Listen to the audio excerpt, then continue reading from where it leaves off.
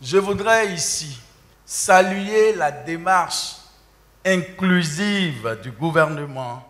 Ce nouveau mariage de raison entre l'État central et les communes présage d'un développement harmonieux et durable des collectivités territoriales.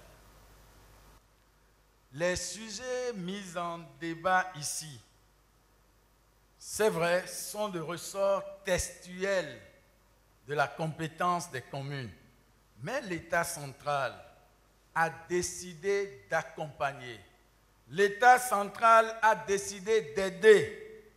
L'État central a décidé de faire un bond qualitatif afin d'améliorer les conditions de vie de notre vaillant et laborieux peuple.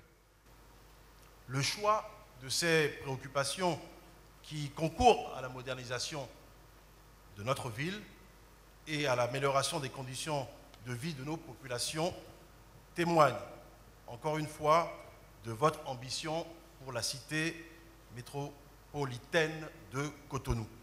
Monsieur le Président de la République, vous avez rassuré les maires et les différents conseils municipaux et communaux de votre volonté de travailler avec nous, la main dans la main.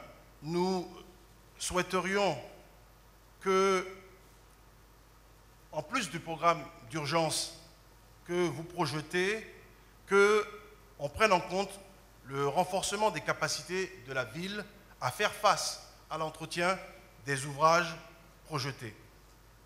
Et je m'en voudrais, Monsieur le Président de la République, de ne pas évoquer deux éléments de blocage que nous souhaiterions très respectueusement que vous puissiez, disons, dénouer.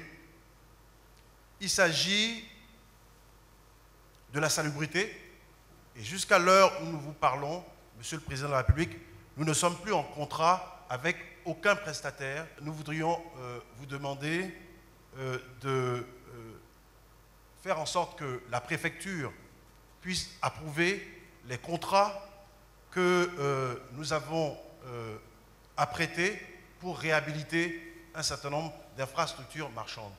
Je voudrais aussi vous remercier très sincèrement pour nous avoir appelés à la présente séance de travail qui participe de l'ouverture de votre gouvernement en direction des communes et donc de votre volonté de ne pas travailler en vase clos par rapport aux lois de la décentralisation.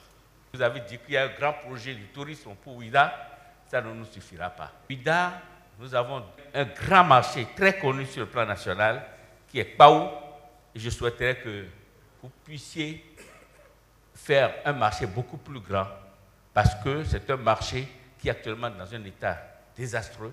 Nous ne pouvons pas accepter que nous continuions au bord de la voie. Nous avons, dans nos priorités, n'ayant pas de grands moyens, nous avions prévu de commencer par améliorer l'entrée de la ville de Porto-Novo. Parce que quand vous rentrez dans une ville, c'est d'abord l'entrée.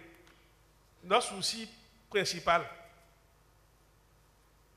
c'est d'aménager l'entrée, de construire un hôtel de ville digne de ce nom.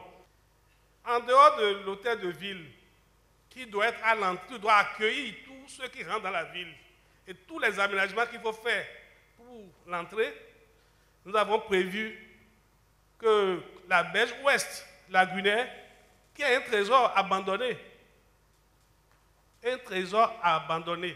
nous avons fait des esquisses là de ce que ça pourrait être.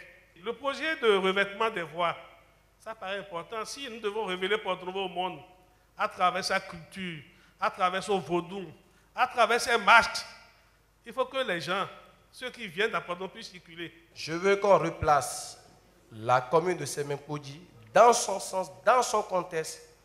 Mais c'est une ville qui a été délaissée, oubliée, par méconnaissance. C'est une commune qui est en interface directe du Nigeria, le plus grand marché africain.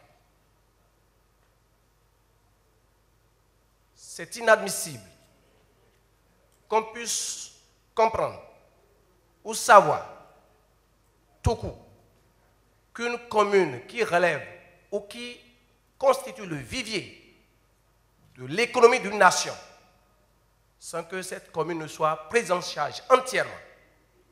Vous entendez travailler et conscient et convaincu de l'approche que de la démarche méthodologique du ministre de Cadre de Vie depuis qu'il est en train de travailler avec nous. Je suis rassuré de dire la convention État, collectivité, ce n'est que ça qui peut sauver notre pays. Chers collègues, ratifions vite